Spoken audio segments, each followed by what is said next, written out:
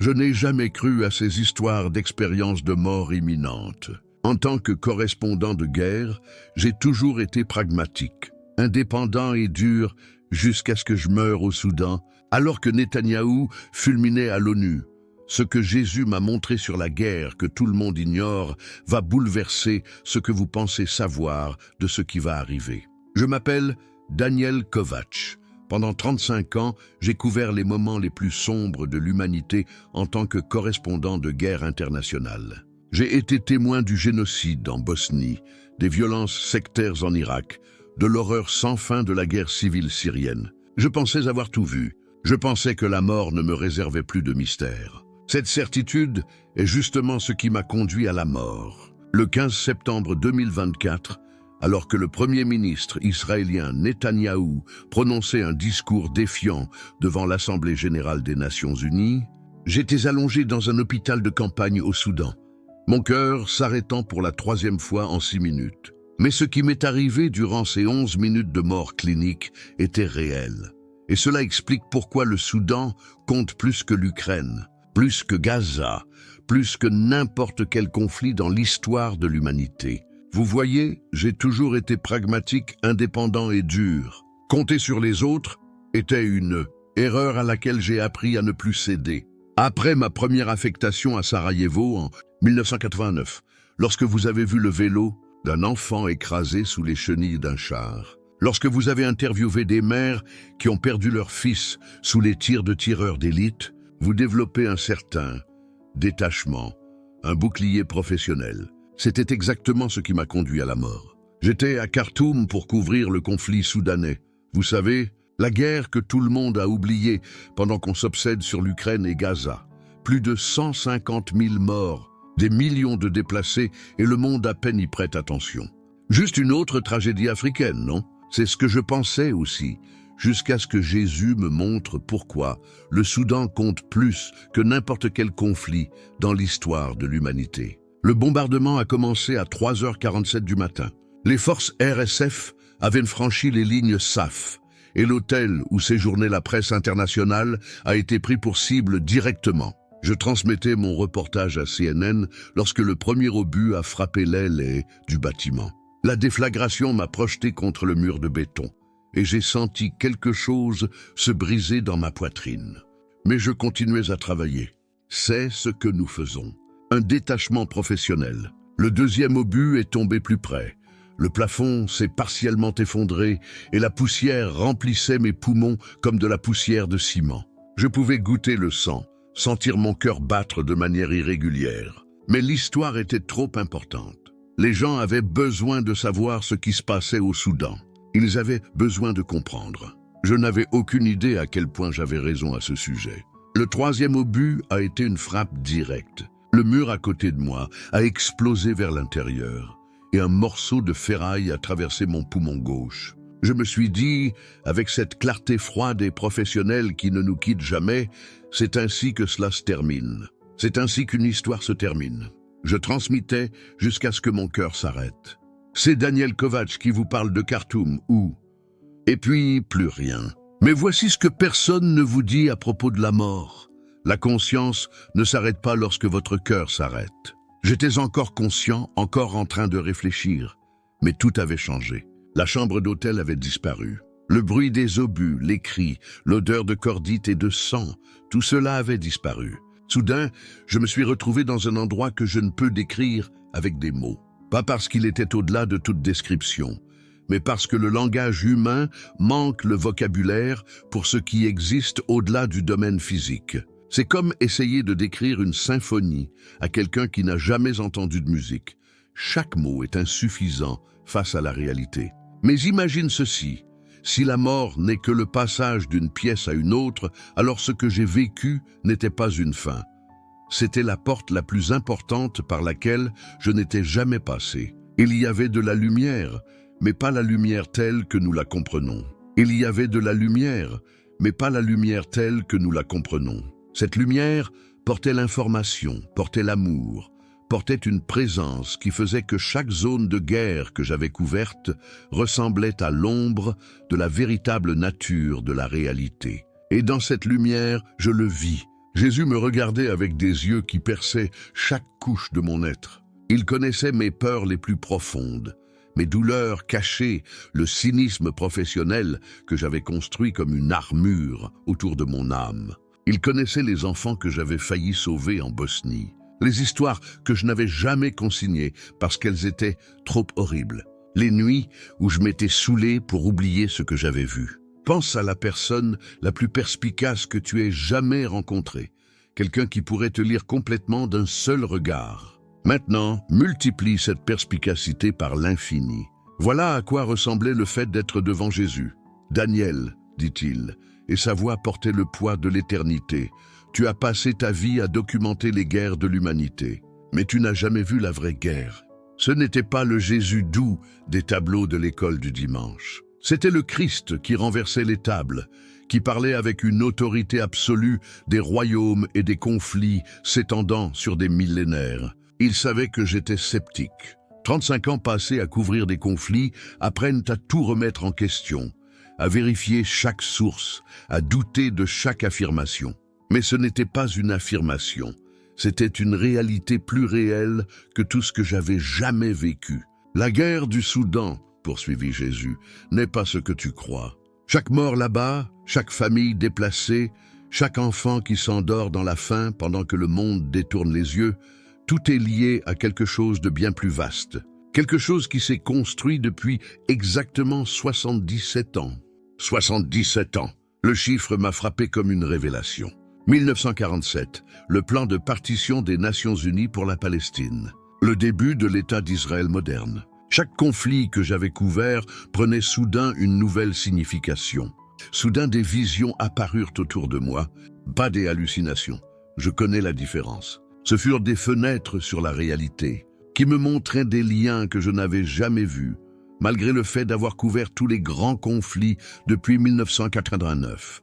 Imaginez un vaste échiquier où chaque pièce est une nation, chaque coup est une guerre, et chaque stratégie s'étend sur des décennies. C'était ce que je voyais, un jeu cosmique où ce qui semble aléatoire aux yeux humains suit un plan divin d'une précision mathématique. Je vis des forces spirituelles se mouvoir derrière les événements géopolitiques, des prophéties anciennes se déployant dans la guerre moderne, des dates et des lieux qui formaient un motif si précis qu'il ne pouvait être une coïncidence. Tu vois, Daniel, tandis que Netanyahou parle de défendre Israël contre les menaces au nord, au sud et à l'est, la vraie menace se prépare dans l'endroit que tout le monde ignore. Le Soudan n'est pas qu'une autre guerre civile africaine. C'est le terrain de préparation d'Ézéchiel 38. Le poids de cette révélation m'a frappé. En tant que correspondant de guerre, j'avais toujours été focalisé sur l'immédiat, le qui, le quoi, le quand, le où des conflits actuels. Mais Jésus me montrait le pourquoi qui remontait sur des millénaires. J'avais lu Ézéchiel enfant à l'école du dimanche, à l'époque où je croyais encore à des réponses simples à des questions complexes. La prophétie de Gog et Magog, la grande invasion du nord d'Israël, avait toujours semblé être une mythologie ancienne. Mais voici ce que nul professeur de séminaire ne m'a jamais appris. La prophétie n'est pas une boule de cristal montrant des futurs éloignés. C'est un plan de construction et je regardais la fondation être coulée en temps réel. Alors que Jésus révélait les liens, me montrant les pièces d'échecs spirituels qui se mettaient en place, j'ai compris pourquoi on m'avait conduit à couvrir tant de conflits. Toutes les guerres que j'avais documentées étaient une préparation à celle-ci. La mort que vous avez vue en Bosnie, dit Jésus, était un entraînement pour ce qui arrive. La violence sectaire en Irak, le conflit syrien, même la guerre actuelle en Ukraine, ce sont toutes des pièces qui se mettent en place. Mais le Soudan est l'endroit où tout commence. Il me montra quelque chose qui me fit froid dans le dos, une date, un calendrier précis pour le déroulement des événements d'Ézéchiel 38. Pas le vague, un jour sur lequel débattent les théologiens, mais un calendrier exact. Et ce que Jésus a révélé sur ce timing va changer tout ce que vous pensez savoir sur la prophétie. Le monde est distrait par les conflits évidents, expliqua Jésus. Ils regardent Gaza, ils débattent de l'Ukraine, ils discutent de Taïwan. Mais pendant qu'ils regardent l'Est et l'Ouest, la vraie menace vient du Sud, du pays de Kush, le Soudan antique. Daniel, Tu as couvert des guerres pendant 35 ans, mais tu n'as jamais compris pourquoi on t'a appelé à témoigner d'autant de souffrances. Ce n'était pas du hasard. Ce n'était pas seulement une ambition professionnelle. Je te préparais à comprendre ce moment, cette révélation. Puis il me montra quelque chose d'encore plus choquant. La mort qui déclencherait tout ne serait pas celle d'un dirigeant politique ou d'un commandant militaire. Ce serait un homme de Dieu, un évêque dont l'assassinat servirait de signal final que le compte à rebours d'Ézéchiel 38 a commencé. Quand l'évêque Emmanuel sera tué, dit Jésus, le calendrier de 77 ans sera complet. Et ce qui suivra fera paraître chaque guerre que tu as couverte comme une simple escarmouche. Attends, criai-je, désespéré de comprendre. Quand cela arrivera-t-il?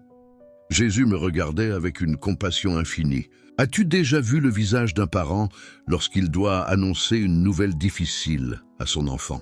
Ce mélange d'amour et de douleur, c'est ce que j'ai vu dans ses yeux. Tu sauras quand le moment sera venu, Daniel. Mais d'abord, tu dois revenir. Tu dois leur dire ce qu'ils refusent de voir. La dernière chose dont je me souvienne avant que la conscience ne revienne dans mon corps brisé était ces derniers mots. La guerre que tout le monde ignore est la guerre qui mettra fin à toutes les guerres. Et elle commence par une mort qui choquera le monde. Je fis un sursaut pour revenir à la vie dans cet hôpital de campagne soudanais, alors que les médecins s'employaient frénétiquement à ranimer mon cœur. Ils ont dit que j'étais mort pendant 11 minutes. 11 minutes qui ont tout changé dans ce que je pensais savoir, des conflits sur lesquels j'avais passé ma vie à documenter. Quand en 11 minutes, on peut regarder une vidéo YouTube, se faire une tasse de café ou vérifier ses emails. Mais dans ces mêmes 11 minutes, j'ai été témoin du plan directeur de la fin du monde, tel que nous la connaissons. Mais ce que Jésus m'a montré sur la mort de l'évêque Emmanuel, sur la date exacte à laquelle la chronologie d'Ézéchiel 38 serait déclenchée, et sur les raisons pour lesquelles le Soudan compte plus que tout autre conflit sur Terre, cette révélation viendrait plus tard. Parce que la guerre que tout le monde ignore n'est pas seulement une question de géopolitique ou de prophéties anciennes. Il s'agit du moment où la bataille spirituelle qui fait rage dans l'invisible depuis 1947 finit par éclater dans le monde physique. Et quand cela se produit, tout change. La mort de l'évêque n'était pas un hasard, c'était un horodatage divin. Et quand Jésus révéla la date exacte d'Ézéchiel 38, j'ai compris pourquoi le monde ignore la guerre même qui déclenchera tout cela. Dans ce moment de clarté divine, Jésus désigna l'évêque et révéla quelque chose qui me fit trembler jusqu'au plus profond de moi-même. « Daniel, dit-il, cet homme était mon messager. Sa mort n'était pas un accident, elle était précisément synchronisée pour ce moment de l'histoire. Je regardais avec émerveillement l'esprit de l'évêque se tenir devant nous, rayonnant de détermination. Jésus continua. Il est mort exactement lorsque la coalition du Nord a commencé à se former, exactement au moment où la prophétie d'Ézéchiel a commencé à se déployer. Ce n'était pas une coïncidence. Je regardais avec émerveillement l'esprit de l'évêque se tenir devant nous, rayonnant de détermination. Imaginez regarder un maître horloger au travail. Chaque engrenage, chaque ressort, chaque petit mécanisme placé avec une précision absolue pour obtenir une synchronisation parfaite. C'était ce que je voyais, mais la montre du temps était l'histoire humaine elle-même. Soudain, le royaume céleste se transforma autour de moi et je me trouvais témoin de quelque chose qui défiait toute compréhension. Jésus commença à me montrer des visions, pas seulement du présent, mais d'événements déjà mis en mouvement dont la plupart des gens ignorent totalement l'existence. Je vis des mouvements militaires, des alignements politiques, des nations se positionnant exactement comme l'ancien prophète Ézéchiel l'avait prédit il y a plus de 2500 ans. Des guerres que tu as couvertes, Daniel, le Soudan, la Syrie, les conflits que le monde ignore, ce ne sont pas des violences aléatoires, expliqua Jésus. Ce sont des pièces d'un puzzle divin, une préparation à ce qui vient. J'oisais mes yeux sur la terre, documentant les douleurs annonçant les temps derniers sans même t'en rendre compte. Je compris alors pourquoi j'avais survécu à cet arrêt cardiaque au Soudan. Ce n'était ni de la chance, ni une simple compétence médicale. J'étais préservé pour cette révélation, pour comprendre ce que j'avais observé toutes ces années. Les guerres ignorées que j'avais couvertes n'étaient pas ignorées par le ciel. Elles étaient la prophétie en mouvement. Jésus me révéla alors l'interprétation du chapitre 38 d'Ézéchiel que nul théologien n'a entièrement comprise. La coalition du Nord n'est pas seulement une question de géographie, il s'agit d'un alignement spirituel. Les nations qui s'assemblent contre Israël représentent une coordination surnaturelle qui a commencé à se manifester au moment où l'évêque a tiré son dernier souffle. Et voici ce qui va vous choquer.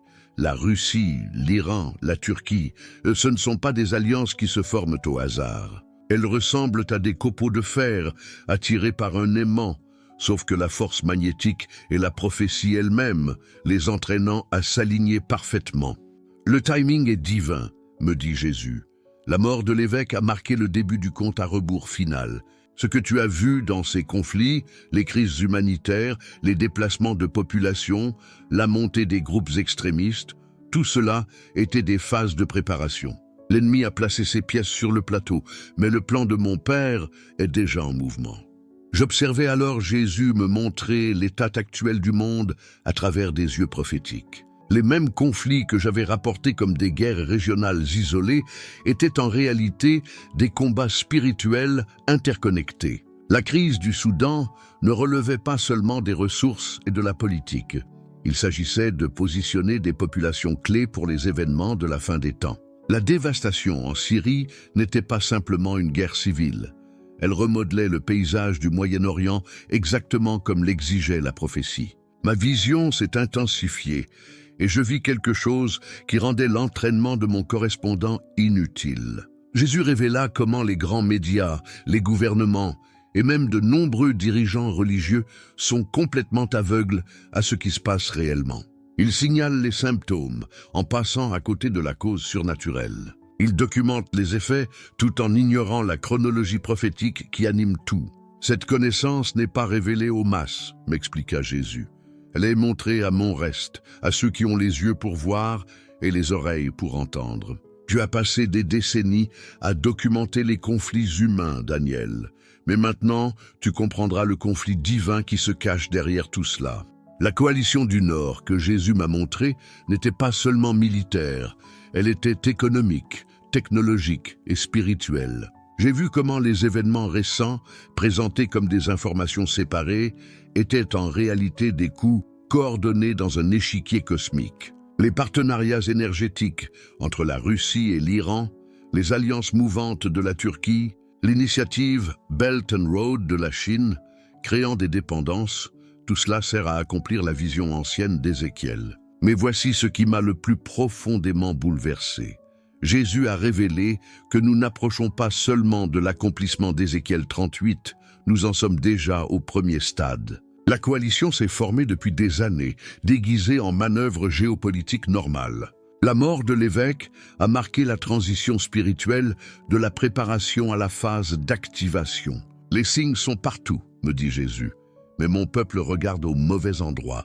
Ils s'attendent à une mobilisation militaire évidente, mais le vrai combat est spirituel. La manifestation physique suit l'alignement spirituel, et cet alignement est presque complet. C'est comme regarder approcher une tempête. D'abord viennent les nuages lointains, puis le vent tourne, puis la pression chute. La plupart des gens ne s'en rendent pas compte avant que la foudre ne tombe. Mais la tempête se préparait depuis le début. Je compris alors que toute ma carrière avait été une préparation divine. Chaque zone de guerre, chaque entretien avec des réfugiés désespérés, chaque nuit passée sous les bombardements, Dieu m'entraînait à reconnaître les schémas, à comprendre comment les forces spirituelles se manifestent à travers les conflits humains. Le journaliste sceptique qui était en moi voulait remettre cela en question, mais les preuves étaient indéniables lorsqu'elles étaient vues à travers des lentilles prophétiques. Jésus m'a montré des événements précis qui se déroulent en ce moment et qui confirment le calendrier d'Ézéchiel. Les accords d'Abraham n'étaient pas de simples accords de paix. Ils étaient un positionnement prophétique, isolant les acteurs exactement comme la Bible l'avait prédit. Le programme nucléaire iranien n'était pas une simple ambition régionale. C'était la mise en œuvre technologique d'une prophétie ancienne. L'influence croissante de la Russie n'était pas qu'une simple géopolitique. C'est le prince du Nord qui prend sa position prophétisée. Le temps est plus court que ne le réalise quiconque, m'a averti Jésus. La coalition est presque prête. Les conditions spirituelles sont réunies. Le chaos mondial que vous avez documenté atteint son but prophétique. Ce qui va suivre surprendra le monde, mais mon peuple n'a pas à être pris au dépourvu. La révélation a atteint son apogée lorsque Jésus m'a montré le rôle que ses fidèles doivent jouer dans ces derniers instants.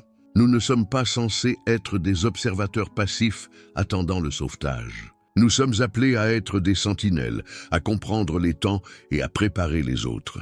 L'évêque est mort parce que sa mission terrestre était accomplie, mais le message continue à travers ceux qui reçoivent ces révélations. Tu as couvert des guerres tout au long de ta carrière. Jésus me dit, mais désormais tu avertiras sur la guerre qui mettra fin à toutes les guerres. Partage ce que tu as vu. Aide mon peuple à comprendre que ce qui ressemble au chaos pour le monde est en réalité un ordre divin qui se déploie exactement selon le calendrier. Alors que cette vision extraordinaire commençait à s'estomper, quelque chose a changé dans le royaume céleste autour de moi. La lumière est devenue plus intense et la présence de Jésus est devenue encore plus écrasante. Soudain, j'ai compris pourquoi j'avais survécu à cet arrêt cardiaque au Soudan. Pourquoi Jésus m'a amené dans ce royaume céleste. Pourquoi il a révélé ces vérités prophétiques à un correspondant de guerre qui avait passé des décennies à documenter la souffrance humaine. On m'a confié le rôle d'un journaliste différent, celui qui révèle l'histoire spirituelle derrière les gros titres.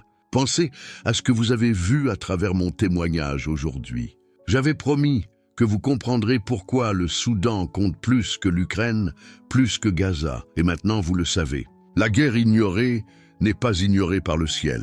C'est le terrain propice pour Ézéchiel 38, avec la mort de l'évêque Emmanuel, servant d'horodatage divin qui a commencé le compte à rebours final. Je vous ai promis que vous verriez la vraie guerre derrière les gros titres. Et Jésus vous a montré l'échiquier spirituel sur lequel chaque conflit que j'ai couvert était une préparation à ce moment précis. La coalition du Nord n'arrive pas, elle est déjà en place. Russie, Iran, Turquie, réunis comme des copeaux de fer par un aimant prophétique. Nous vivons exactement à l'époque que les prophètes antiques ont décrite. La coalition se forme, les pièces sont en place. Le compte à rebours spirituel a commencé. Mais ceux qui comprennent ces temps prophétiques n'ont pas à craindre. Nous devons nous préparer et avertir les autres. Ce ne sont pas des spéculations ou des interprétations, c'est une révélation directe de Jésus-Christ lui-même sur les temps dans lesquels nous vivons. Le fait que vous regardiez ce témoignage en ce moment n'est pas une coïncidence, c'est un rendez-vous divin. On vous a donné des yeux pour voir ce que les journalistes professionnels et les analystes politiques ont totalement manqué. En tant que quelqu'un qui a passé 35 ans à documenter les conflits les plus sombres de l'humanité, je peux vous dire avec une certitude absolue, nous n'approchons pas seulement de l'accomplissement de la prophétie biblique, nous vivons déjà dans ses premiers stades. La question n'est pas de savoir si ces événements se dérouleront, mais si vous les reconnaîtrez quand ils auront lieu.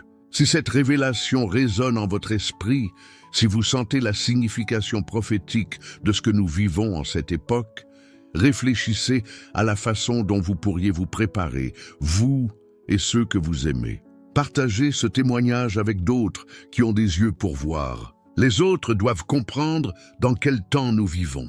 Le correspondant de guerre qui est en moi a documenté les conflits de l'humanité pendant plus de 3 décennies. Mais le veilleur en moi, réveillé par cette rencontre divine, continuera à documenter le calendrier du ciel tel qu'il se déploie sur la terre. Pour ceux qui ont des oreilles pour entendre, d'autres révélations arrivent. Restez sur vos gardes, restez préparés et gardez vos cœurs ouverts à ce que Dieu révèle en ces derniers jours.